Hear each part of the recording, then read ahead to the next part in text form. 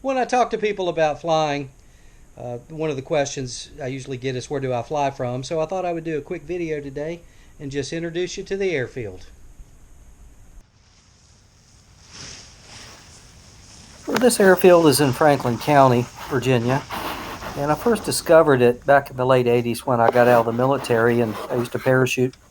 And I met someone who was into parachuting. They had a jump club up at this place.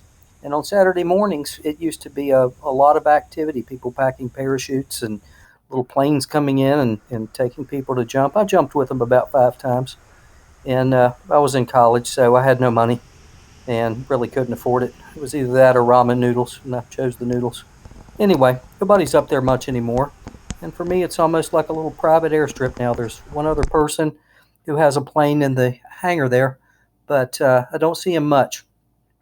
The airfield's about 50 feet wide and about 1,000 feet long, although at the edge there you can see maybe it starts sloping downhill. I used to keep my plane in this hangar, but it became a lot of trouble trying to open those doors with a winch and a cable and so forth. So I asked the owner if I could put in a little shed, and he was gracious enough to allow me to do that. So now I can get my plane in and out very easily.